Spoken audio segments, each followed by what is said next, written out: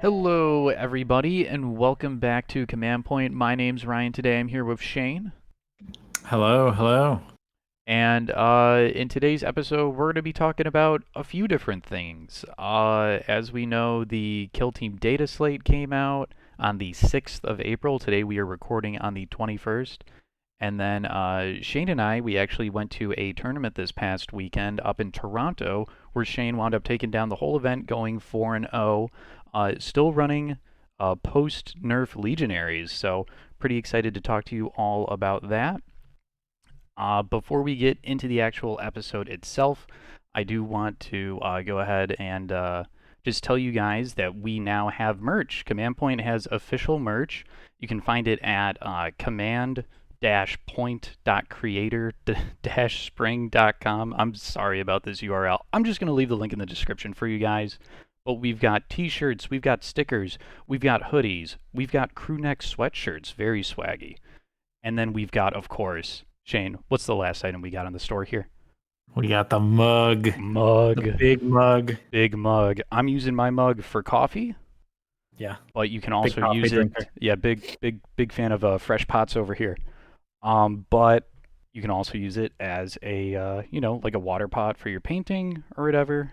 It's all white with the beautiful Command Point logo right on the front there, so it'll dirty up real nice if you wind up using it as a paint pot or something. But yeah, with that out of the way, let's go ahead and just get into the episode. Yeah, so I guess we can talk first about the tournament we just went to. So it was run by George Armour on the Discord. His name is Oust. Over in Toronto, Canada, Toronto, Ontario. So we made the trip across the border up into. It was less than 3 hours. Honestly, it's a pretty smooth drive.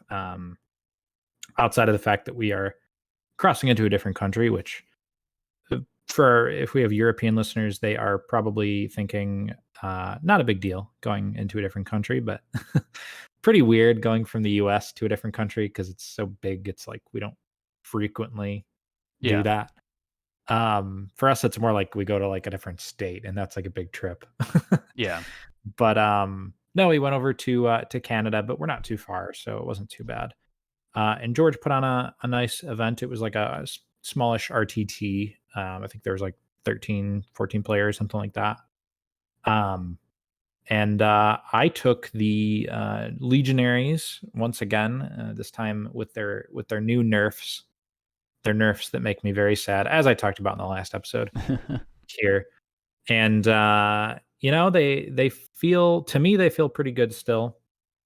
I'm still a really big fan of how they play, and I still think that Nurgle's the way. That's what I ran, obviously, because I'm referencing the nerfs. But they're it's weird. I definitely ran a little bit different than I did at KTO, partially because there was open boards, but partially because of just like other discoveries since then, and then partially because of the nerf. So yeah, I don't know. I think it's a weird thing with the way that legionaries are played at the moment. Um, It was I played against, Vetguard and Wormblade on Into the Dark, and I played against Intercession and then a mirror match against another Nurgle Legionary on open board. So, I had a lot of plans for if I played against a Horde on open board, but that just didn't happen. I ended up on Into the Dark against them. Um, and, it didn't have to worry about that, but the mirror matches, I didn't really play against a lot of other elite teams at KTO outside of, um, Intercession once, and then I guess kind of Talons, I suppose, fall into that, although they're weird. So yeah, playing the Intercession game and the Legionary game, I still feel really good personally running my Legionnaires into other elites. I just feel like pretty comfortable in the matchup. Um, and then my closest game was definitely against Veteran Guard though on Into the Dark, and woo, that team is so this actually it was a really tough game. It was like I won like 15 to like 12 or something like that. Um, and it's actually marks the first time I've ever beaten Vetguard in a tournament. Even yeah, through like TTS, I've always lost to Vetguard. Every time I've played them, I have like a terrible record. against that team. Um, but they are really good, and it's easy to forget how good they are because I feel like people kind of just stopped playing them a little bit. Yeah. Um, at least on like a wider scale. Like there's still great vet card players out there, but they're not like the most taken team really anymore by top players these days. Um, but yeah, that's a tough matchup. Wormblade was a weird matchup. I actually got to use I got to kill a model Ryan using the Fusillade rule on my rear chain cannon, Oh my which is god. it's the first time I've ever used Fusillade. I found out you can't Fusillade in Overwatch, which is nobody knew that, surely, because Because nobody uses whoever uses Fusillade. who's gonna end up in that situation where they're even considering such a thing. But, I mostly did it probably wasn't, like, the optimal play, but it was funny, so I did it. Yeah. Um, Well, I I just mean, we did were talking about that play during the ride home, and I mean, it did have like pretty good upside to it, right? yes, so the upside is great because you could potentially like, you have the upside of killing 2 things with 1 shot, which is only really achievable with, like, blast or something um, the odds of it yielding good results are kind of not great, but what I did, it was with a Reaper chain cannon, the heavy gunner weapon from, the Legionary, which is a 6-shot weapon with damage 3/5 and ceaseless. So what I did, there's 2 neophyte hybrids standing there, and I was like, "You know what? Why not?" Yeah. And I split the shots 3-3, and I killed one of them. So as soon as you kill one of them, I mean, it's immediately anything else is just like gravy. Yeah, it's residual. Um, and then you do the other shot, and I whiffed.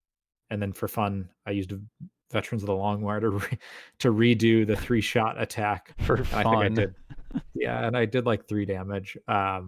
So that was really fun. But no, I don't know. It's just Fusilade's really bad. They Mhm. should definitely change that if, like, next edition or something, or I don't know. But, like, it would be I don't know. It's just funny to think about using it because I literally have never even halfway considered using it, and in that exact moment, I was like, "You know what? This would be fun." And, yeah, it was fun. Yeah, so that was the only like real change to your roster, right? Was including excuse me, the Reaper chain cannon. Yeah, the cheaper As a rain cannon. Yeah, the cheaper rain cannon as opposed to uh how that was that's the next evolution from your roster that you took to KTO, correct? Yes, and I did use what's it called? The Slanesh Shrive Talon a couple times this tournament as well, which I never used at KTO. Mhm. Used it against hordes specifically just to, like, lock a guy in combat and keep them from falling back from me, and so that way if they fight, I fight first, and if they otherwise they can't do anything, they just sit there in combat with me, and it's like a sponge I can, like, stick to not get shot. Right. So that was pretty successful. I had a lot of fun doing that. I got to use a butcher once against Vetguard, and he didn't end up doing anything, but I still like the idea. I just need more practice with it.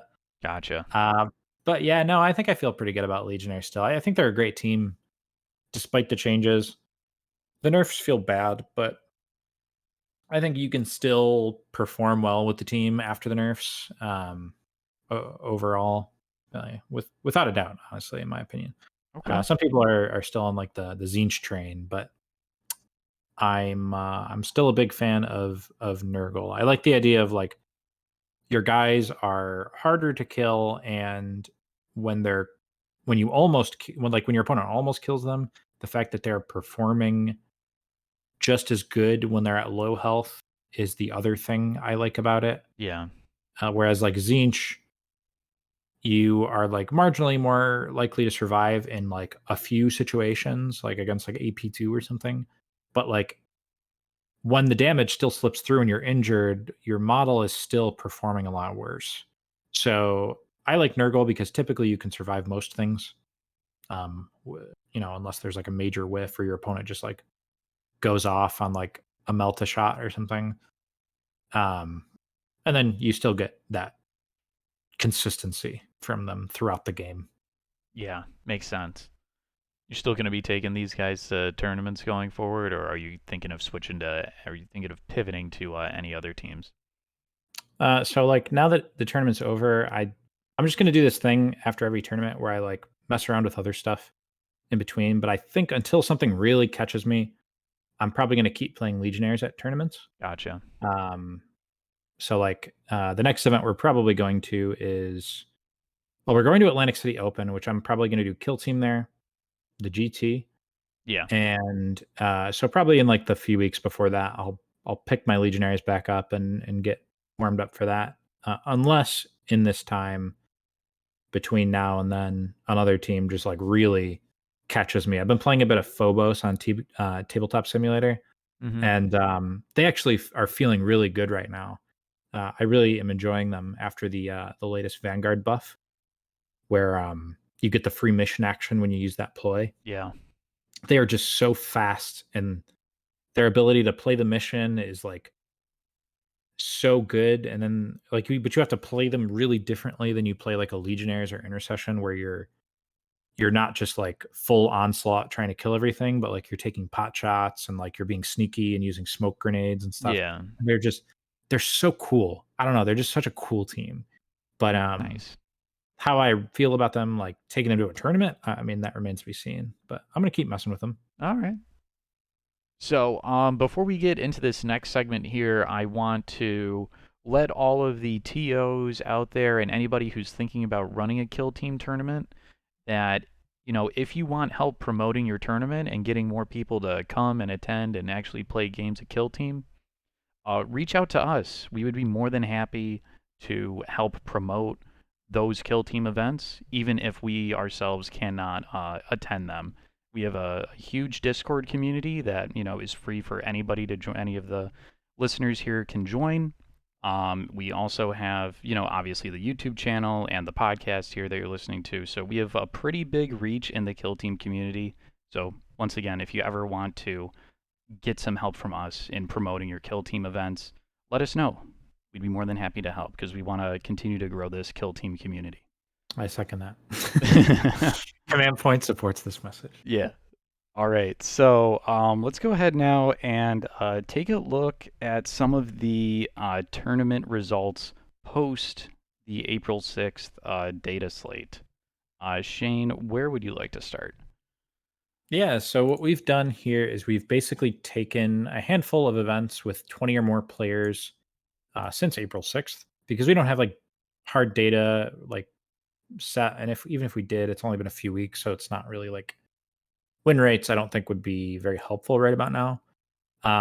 But we've taken a handful of tournaments that were bigger since then. And we're just going to kind of look at like what's winning and what's doing well. So first up here, I've got the Victory Gamers Kill Team tournament that took place in Alexandria, Virginia, at the I believe it was the store is Purple Dragon. And they had 20 players at this event. This was on the 16th of April. A 4-round tournament with an open and into the dark mixed format, which I think is the best way going forward. So I'm really happy to see that. And we had over the 4 rounds, we actually ended up with 2 undefeated at this tournament. We had Adrian Martin, who went 4-0 with Intercession Squad. Adrian's a pretty great player. I believe he won Adepticon in 2022, and he was at the US Open Mm-hmm. because of that. So he took first with his Intercession, but we actually also had Leander Garrett also go 4-0 in second place, and this is interesting, with Hyrotech Circle.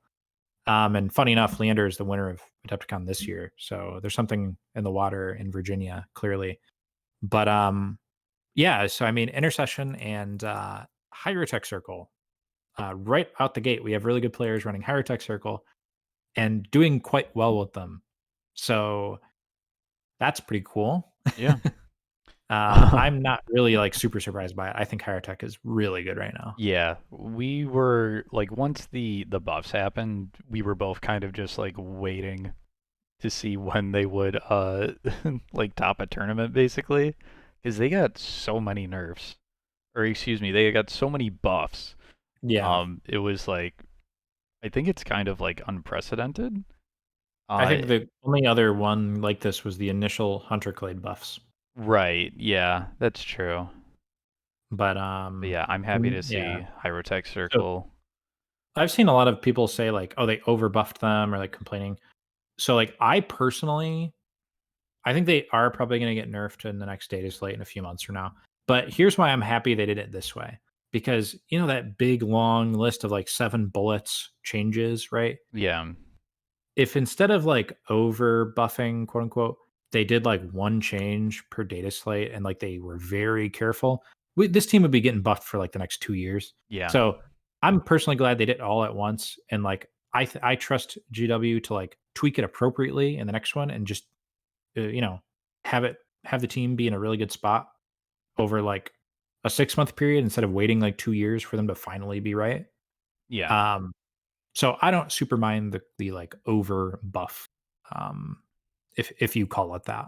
yeah. And I'm I I'm like always in favor of potentially making a team like overpowered instead of just kind of like the sit and wait and then like here's a little morsel to just like yes, spoon feeding buffs basically. Because then it's like the people who bought the model kits, it's like you just feel like you made a bad investment, you know? Might as well yeah, have your time in the sun and then 3 months, however long it takes later, okay, you've had your 3 month window of just being able to run roughshod over people. The time for that is done now. yeah, yeah. And ultimately, I think it's going to take them less time to get the team to a good spot this way. Yeah. Next, we have the Kill Team Egg Extravaganza Yes. Sanctuary. So this was in over in the UK. Uh huh. They had 32 players, so I believe this is actually the biggest event we've had since the data slate. It was 4 rounds. It was a mix of open and into the dark. Nice. And yeah, let's take a look at the results here. So we had 3 players go undefeated. 2 of them were 4-0, and one of them went 3 wins and a draw. We had Ben Palin from Turning Point Tactics go 4-0 with Legionary, which is super cool. So Nice. people are still making Legionary work after the nerfs. Happy to see that. I don't know exactly what he played against at this tournament, but looks like he had 19 or 20 points every game.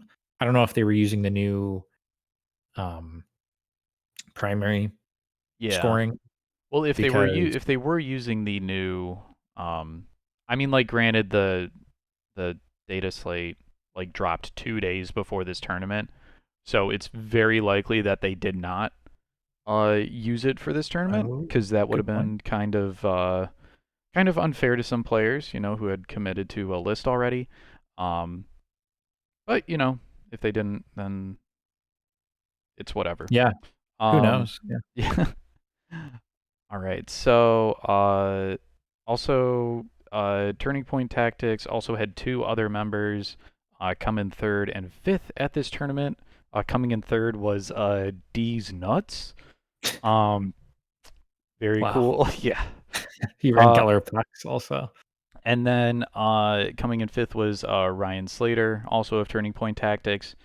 Guys, if you have not listened to them already, Turning Point Tactics actually has a podcast.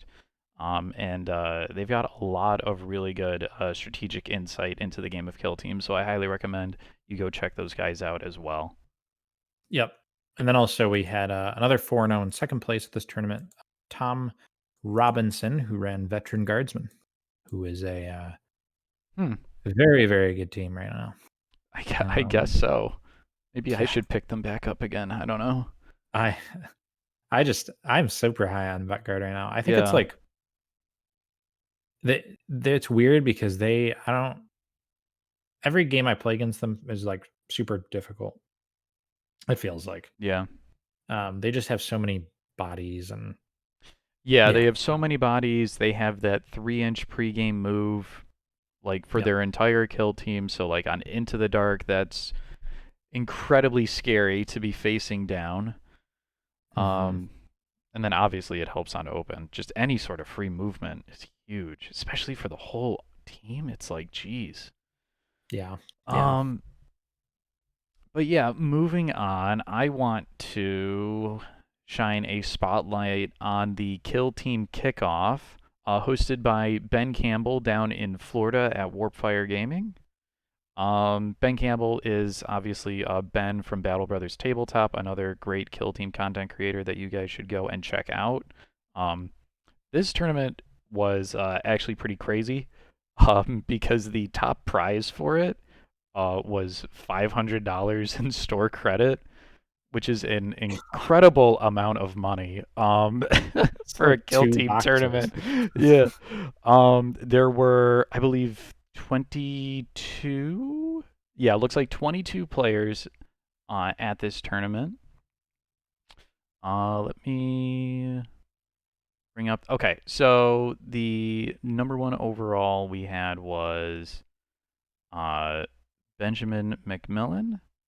And then Yep. Shane, do you actually have this pulled up? Because I'm not seeing the actual It's team that he ran. yeah, so if it's he was running Orc Commandos actually, and he went 4-0. Oh, interesting. Okay. In second place we had John Peterson with his court with his Void Scarred. Very cool Mm, to see that team up there. I mean, it kind of feels like the usual suspects, with the exception of the Orc Commandos in the top five at this tournament. There were two Gellerpox. Um, Jeff Selvey came in third with the Gellerpox, and then Dawson Araujo. I apologize if that was. Araujo? Araujo? Yeah, I apologize for the pronunciation. Came in fifth, also with the Gellerpox. And then we had Nicholas Cummings with Intercession Squad finishing fourth.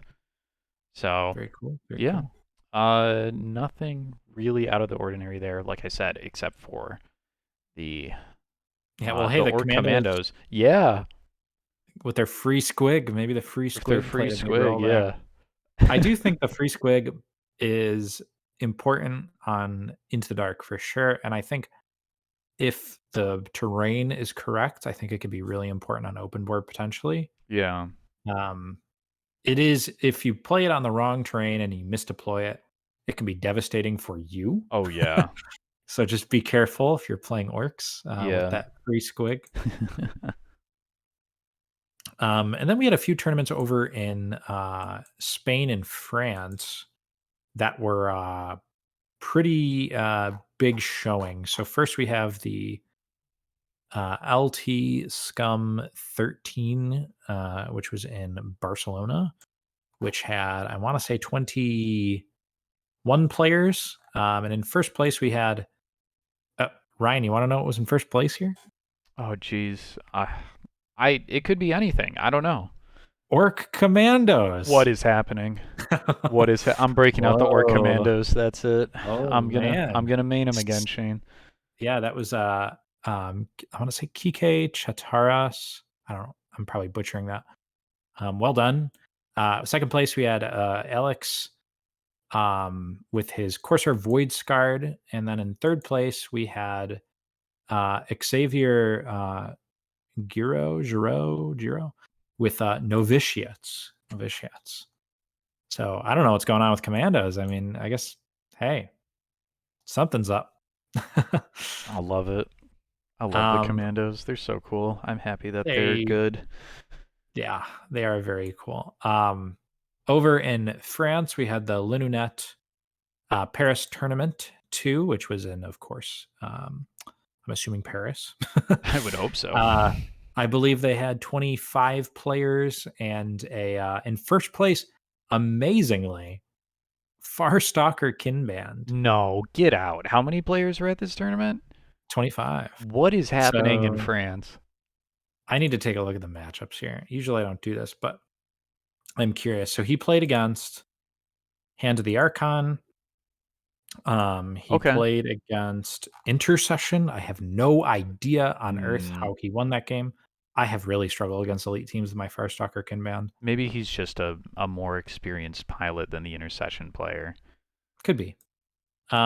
He I played will against say, Starstrider. I'm sorry to interrupt. I did almost lose my intercession game to Crute at KTO. Oh, Full okay. All right. disclosure. Interesting. So he played against Star Striders, and then he also played against Corsairs. So Honestly, I can see that. um yeah, I mean, congrats to Francois with this victory. Yeah. Francois, I'm not even gonna try to pronounce his last name, but well done to you, sir. Francois is the biggest bird. Yeah. So we had the Kill Team Torneo Santander April, which was in Santander in Spain. They had 26 players. Unfortunately, only 3 rounds, so there was 4 players that went undefeated. In first place, we had Pablo Polomer with Blooded. Second place, Wallace West with Commandos. Oh, Ayo. and then we have Carlos Rueda in third with Vet Guard. And then also undefeated was Hector Garcia Del Hoyo with Legionary, who went 2 wins and a tie. But man, Commandos and Vet Guard. Yeah. What I year is it? I got to get that last boy built up and painted, and then I'll have the whole team completed. Yeah, yeah.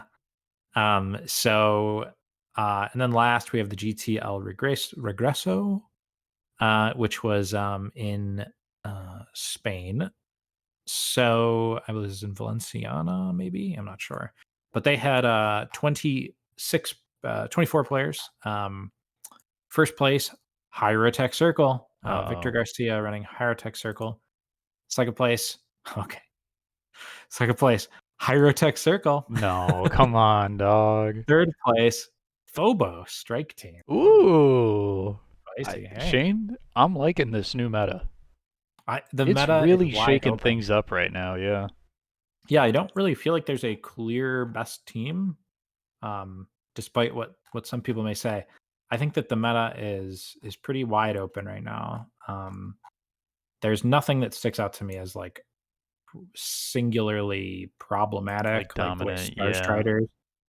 Um, so I mean, hey, I'm a big fan of that.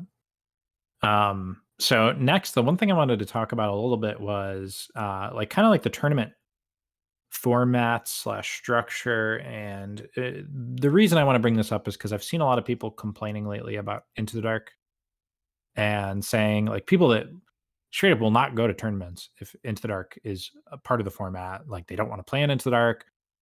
They won't participate if there's Into the Dark. And this is like, I don't want to say it's common. I think most players are fine with Into the Dark, but I have seen this notion by like more than a few people, and I think it's really odd. Yeah. Um, so I think like the main argument is that it's like the balance changes between open and Into the Dark. So like one team might be really good on open, and one team might be really good on Into the Dark, but worse on the other format. Um, and I don't really see this as a bad thing. Yeah, me neither. Personally. I Especially think if it it's actually, if you're playing in a tournament that has a mixed format. yeah, exactly. And that's how I think a lot of the tournaments are going to be. Like almost all the tournaments we just looked at from the look of it, we're running mixed terrain. And I think that makes it really interesting and it adds kind of a cool dynamic I love it. to it.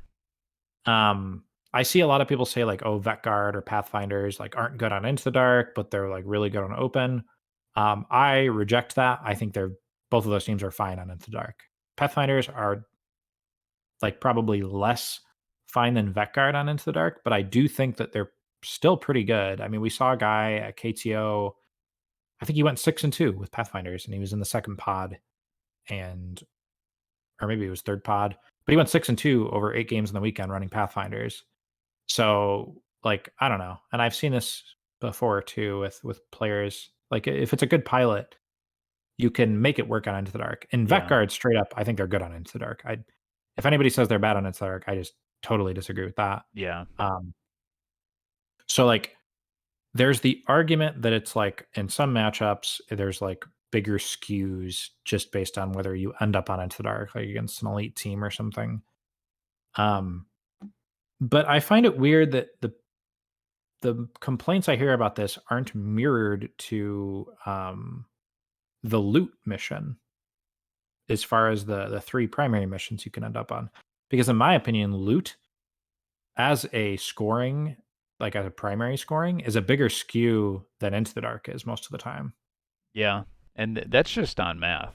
I mean, Oh yeah.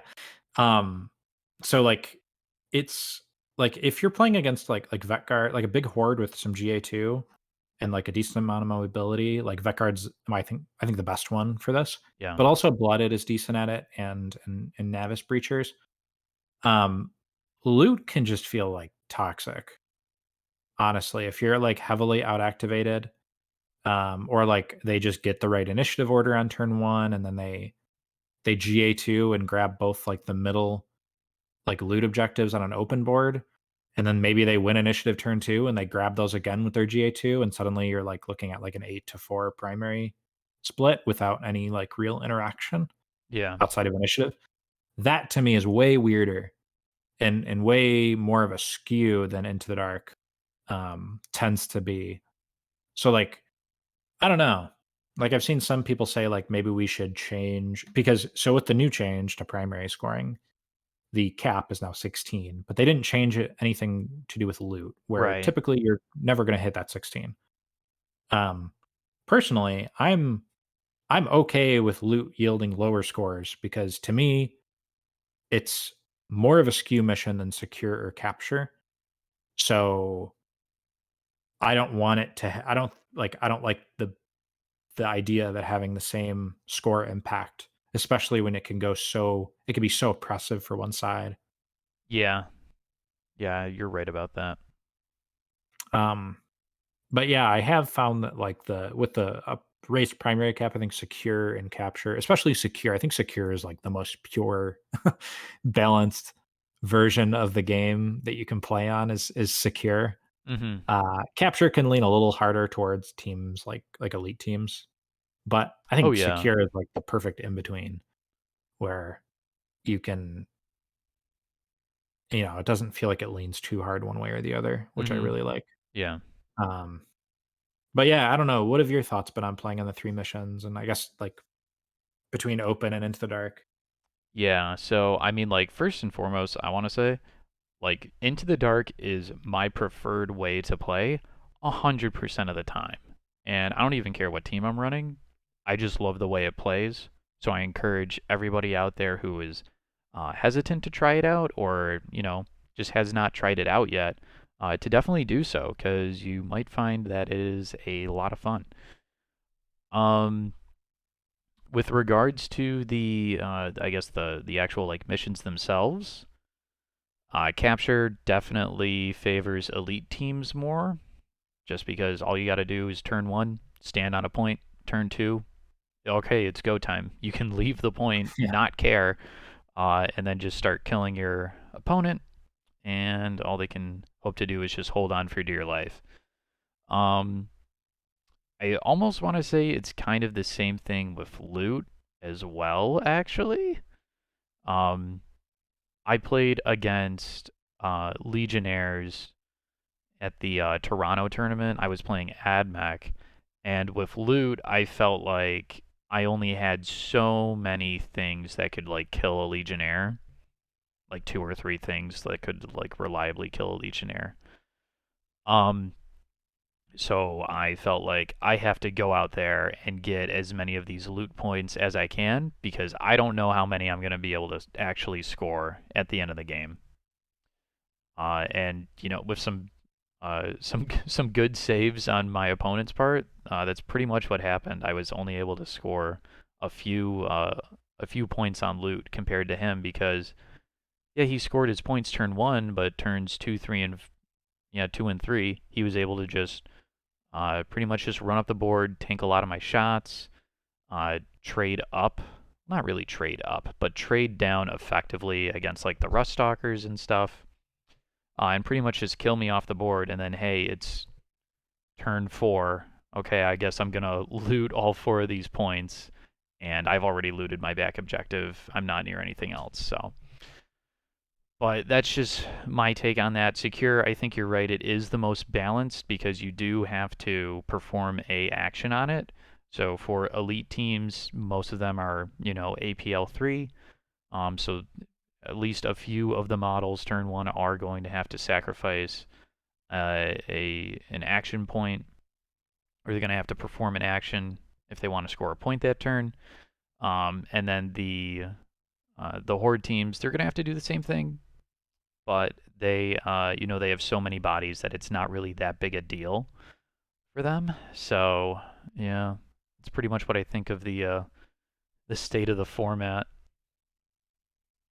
Yeah, it's definitely interesting. Um, Loot can feel like really bad sometimes.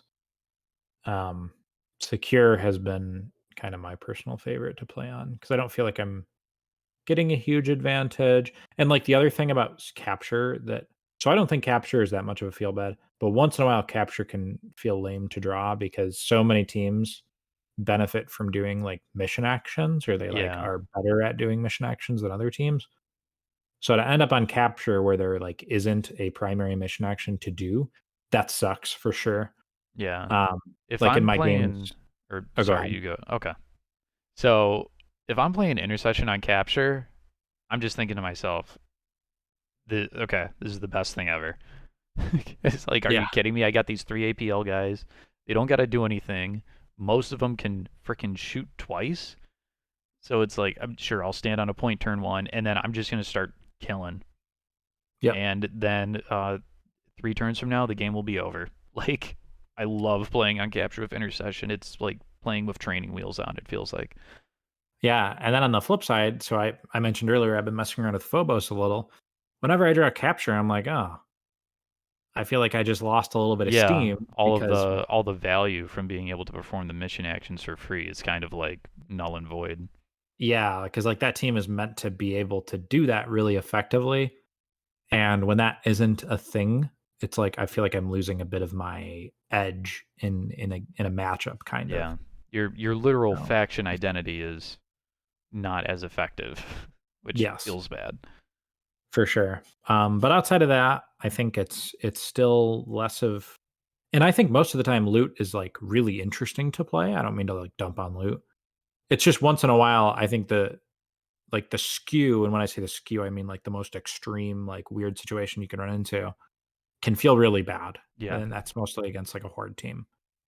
Um, but yeah, overall, I mean, I'm really happy with how the game plays with crit ops right now. Maybe we'll see a nerf to recover item at some point. So that Oh way yeah. Groot can cry and Phobos can be kind of sad and, all that good stuff. But Yeah. so I mean, do you think that recover item needs a nerf? Um so I took it in every single one of my games um at the Toronto tournament, Hmm. and I don't know, with AdMech it feels like they could definitely do without a nerf to that So to that tac op. I know it's what it sounds crazy, and it's like, yeah, it's basically a free 2 victory points. But I had one game where I wasn't. I actually had 2 games where I was not able to even score it because my opponent just counterplayed it effectively. so that's kind of where I was going. So first, I just want to say, if they nerf that tac op, Kroot gets so much worse because Yeah. their whole identity is they're just going to max other tac ops by turn two, and there's only a couple tac ops that make that possible. But no, so I think there's like two sides to it where it's like, yes, it's too easy sometimes, but like, do you think maybe part of the problem is people aren't actively trying to deny it enough? Absolutely. And Absolutely. I had it I, taken against me at KTO, and I was able mhm. to deny it. I think it was my game against 40 ounce. It's just like, Yeah, okay, I see this item there. I'm just gonna like go after that guy and make sure and have a guy there waiting in the wing. So as soon as you pick it up, I'm just gonna kill you. Like, I don't yeah, know. and I definitely think that it is like, I don't know, because it's like every time I use recover item, I set it down. And then, like, typically, I'm playing a team where it's pretty easy for me to move and pick it up, and it gets a little bit toxic when I can pick it up because then it doesn't matter if they walk up to me, they can't control it. But, like, a lot of the time, even when I can't pick it up, my opponent doesn't even bother trying to, like, stop me from getting it. It's just they're like, "Yep, okay, you're just gonna get 2 points on that." And I can see how that's tempting, but I do think that there is something to be said for, like, if you're playing against a team with recon, like, you just know it's coming. Yeah. Like you have to know that it's going to be there. And I think a lot of teams can potentially try to move up and deny it. It definitely is too easy for some teams, but it's like it's a weird thing Yeah. too because if you nerf it, I don't want to say that the recon tree gets bad, but I mean, honestly, I would say that. I would like say the recon tree gets bad because like I was looking at I was talking to you about this. I was looking at the rest of the recon tac ops because I was thinking of like replacing like calculated eradication with something, and it's like if you're playing on Into the Dark, then secure rooms is a great option. yes. But it's like secure vantage point, that can just be tough unless you're waiting until late game. And if you're waiting until late game, you gotta hope that you're like really giving it to your opponent and just like taking out their models enough that you can actually secure a vantage point because that is tough on a lot of these good terrain setups for Yeah. open. And like everything else in there, like I think plant. courier is sometimes doable. Yeah, courier can be good. It's one of the Um, better ones for yeah, sure. but it's I not like I do think so. It's funny because ever since I started playing Phobos with the buff, I think Plant Transponder is good with them specifically. Like I think they're because they're fast enough to get to a spot where there's uh-huh. no terrain around and they can do the action for free. But Exactly, like yeah. every other team, Plant Transponder is horrible. Yeah. It's just so It's like horrible. it's like I'm it's like look, I'm playing AdMech, all right. So everything on my team is GA2. There's no way I'm going to have my Dictat anywhere near a like a Sicarian or something to potentially buff him. I already got like I mean, I guess I could do it with like the guy who's given the servo Well, skull to perform the free it's mission action, mostly but it's like it's mostly the fact that you have to do it more than 2 inches from a piece of yeah, terrain and in your opponent's territory. So it's like, cool. I'll or I just think it stand might out in be the open, plant this beacon and then die. well, it's first of all, there's that. So like if you don't have the extra action to like get away, then yeah, you're just gonna get shot. But also like there are most of the time on boards, you can't find a piece of the board that is more than 2 inches from Yeah. any piece of terrain. Yeah. And if there's a barricade there, I mean, good luck. Yeah. Um, and it, like you have to end up going like a lot of the time I find I have to like run into the corner of my opponent's deployment zone just to do it. At Because which point you might as well just take courier. yeah, exactly. So I don't know. Yeah. And then It's a also weird like one. uh, going back to recover item. If you're playing against uh, a kill team and it's like, okay, here's my last drop. I'm going to spend 1 CP to set up this model wherever I want on the board outside of your deployment zone or whatever. You can easily assume that I've taken recover item, and the item is going to be within like 1 inch of this model that I'm deploying. Yeah. So it's very telegraphed if you are a experienced player. To newer players, I can understand how it can feel very bad because it's like, okay, I don't know why he's doing that. Yeah, do you think maybe it should, like, not be able to get picked up? Like, because Like I don't turn know, one, like yeah, maybe, like, you can't pick it up turn 1 or something. Because it's, like, sometimes I do think it's too easy to score, and, like, the rest of mm, the tree is, like, middling at best. probably what Um, I would say, and this is a hot take. I would probably say have it set up like you know how you reveal it. You have to reveal it even before like turning point one kicks off, or yes. it's yeah. Have it be after like the second turning point, or excuse me, like the during the tac op reveal step of the second turning point, or after. Okay. Because then it's like the It's opponent like has moved up the board a little bit, so yeah, the board has developed. So mhm. it's like you can still strategically place the item, but it's not it's not like okay, the item is right here. I could pick this up if I want to, but I can't because the game tells me I can't. And now my Yeah, and then you opponent's going to only swarm me, kill this mhm. model, and now I'm just having to work harder to pick up this item. Yeah, then you've also only got 3 turns to hold it twice instead of 4 turns to hold it twice, which Yeah, is I would like that. I think yeah, that'd be an interesting change because yeah. I it's definitely too easy, but I they have to be careful not to, like, gut it because I think a lot of teams really rely on it. Oh yeah. Um, AdMech felt like relied on it.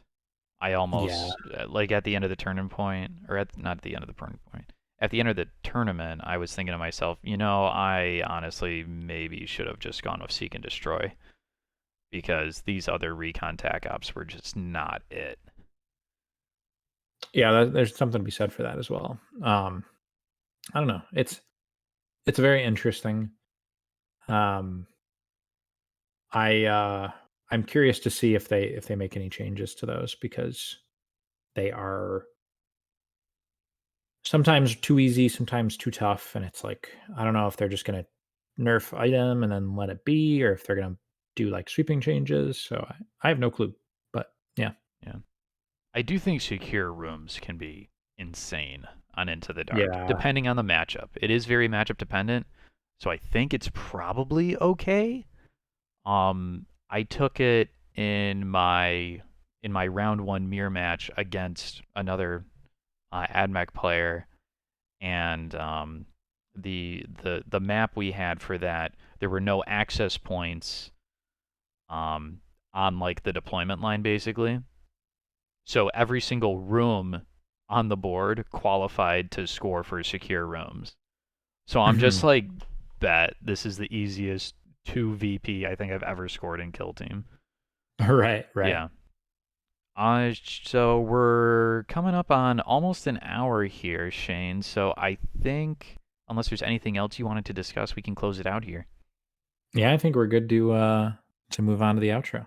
Thank you, everybody, for tuning in and watching us on YouTube, listening to us on Spotify or any other of the podcasting platforms that you listen to us on. Like I said earlier in the episode, if you want to support the channel, want to support Command Point, you can go and pick up some merch. Link in the description for that. And then if you want to support us further, we also do have a Patreon, and we also have a YouTube channel membership program. So if you want to help Command Point out, keep spreading this message of Kill Team, and just enabling us to create great content for you guys, consider helping us out there. But yeah, thank you guys all for tuning in and watching. We will see you again in the next one.